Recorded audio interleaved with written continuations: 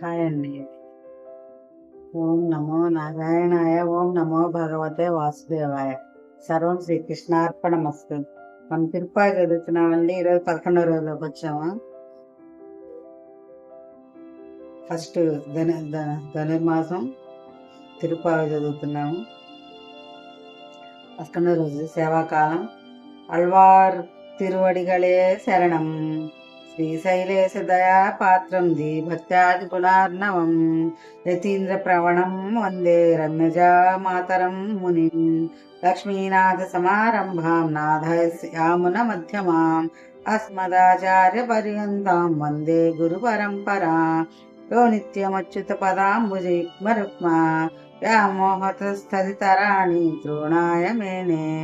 అస్మద్గురు భగవతోస్య దయైక సింధో రామానుజస్య చరణౌ శరణం ప్రపద్యే. మాతా పితా యువతయస్తనాయ విభూతిః సర్వం యదేవా నియమేన మదన్వయానా.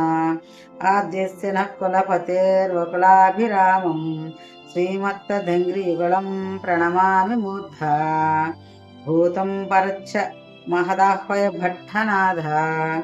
శ్రీభక్తిసార కులశేఖర యోగి వాహాన్.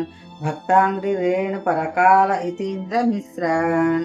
శ్రీమత్పరాంకుశ మునిం ప్రణతోస్మి నిత్యం.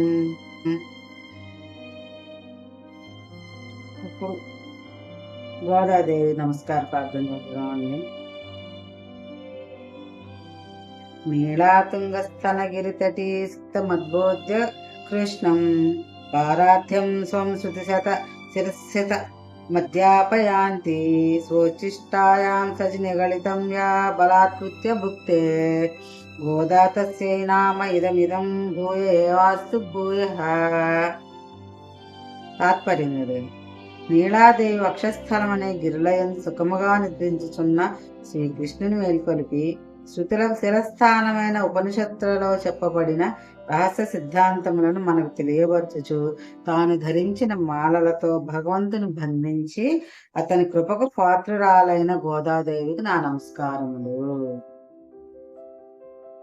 ఇప్పుడు 11వ పాత్ర చూద్దామండి.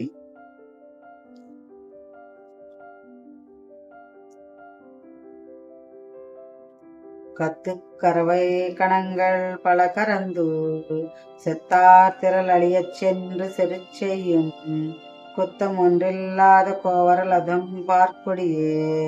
புத்தரவல்குல் பொனமையிலே போதராய். சுத்தத்து தோழிமாரெல்லாரும் வந்து நின் முத்தம் புகுந்து முகில் வண்ணன் பெயர்பாடா. சித்தாதே பேசாதே செல்வ பெண்ணாட்டி. నీయెత్తుకు గురంగుం పొరులేలో రంబావాయ్.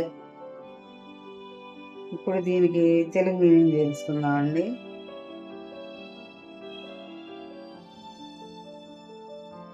భావం. లేగ దూడలు కలవియు దూడల వలె ఉన్నవియు అవు ఆవుల మందలను ఎన్నింటినో పాలు పిచ్చుక కలవారును. శత్రువులను ఎదిరించి బలముతో యుద్ధము చేయగలవారును. ఏ విధముకు దోషము లేనివారును ఒక గోపాలకుల వంశమును మొలిచిన ఓ బంగారు తీగ. పుట్టలోని పాము పడగవలే ఉన్న హితంబ ప్రదేశము కలదానా. అడవిలోని నెమ్మలి వలె అందమైన కేశపాశంతో ఒప్పుచున్నదానా.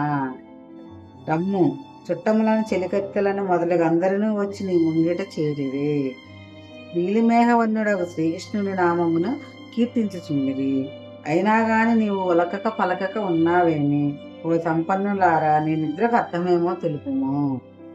ఇప్పుడు వివరణ అంటే, ఈ పాశ్రమున లేపబడు గోపిక కులము చేతను రూపము చేతను గుణము చేతను అందమైనది. కృష్ణుడు ఊరంతటికి ఆదరణైనట్లు ఈమె కూడా ఊరిలోని అందరి మన్నలను పొందిన ఆమె. పతి సంయోగ యోగ్యముగు ఆమె. ఆ కృష్ణుని పొందుటకు నేను వ్రతము చేయుట ఏమిటి, అతడే నన్ను పొందుటకు వ్రతం ఆచరించవలను అని నిర్భయంగా ఉంది ఆమె. సౌందర్యము శరీరనిష్టము అందుచే ఆమె శరీరమునే చూసి మేల్కొలుగుచున్న గోపికలు మరియు మురియుచున్నారు. ఇట్లన్నుచే భగవత్ భక్తులను ఆశ్రయించినప్పుడు వారి ఆత్మగుణ పూర్తి చేయగలుగు ఇంతల సౌందర్యమే కాక బాహ్య సౌందర్యము కూడా అనుభవింపబడవలెను. ఆచార్యుల దివ్యమంగళ విగ్రహం చూచుటచే కూడా ప్రీతి కలగవలను. ఆ మూర్తిని వదలలేని మమకారం ఏర్పడును. అట్టి ప్రీతి ఈ గోపికలకు కలిగినది అనుటచే లోపల నిద్రిస్తున్న గోపిక భగవదనుభవం వలన పరిపూర్ణురాలే తన దివ్య మంగళ విగ్రహ దర్శనము చేతనే వీరిని ఆనందింప చేయజాలనదే ఉన్నదని తెలియచున్నది. ఇప్పుడు మనం తెలుగుది కూడా పాడుకుందాం ఒకసారి. పదకొండు కత్తు. కదలక మెదలక నిద్రించుటలో కలిగిన లాభము ఏముంది? కాళమేఘ శ్రీకేశవ చరితము గానము చేయము రావమ్మా. బంగారపు తీగ వంటి దానవ భవసాగరము తరించగమా. ప్రణవ స్వరూపుని పాటలు పాడుచు నీ వాకిటనే నిలిచిరి. అదండి తెలుగు మీనింగ్. జై శ్రీమన్నారాయణ. ఈ వీడియో కనుక మీకు నచ్చినట్లయితే సబ్స్క్రైబ్ చేసుకున్న వాళ్ళు సబ్స్క్రైబ్ చేసుకోండి, లైక్ చేయండి, షేర్ చేయండి, కామెంట్ చేయండి. మరో వీడియోతోటి నెక్స్ట్ మీ ముందుకు వస్తాను. Thank you very much for watching.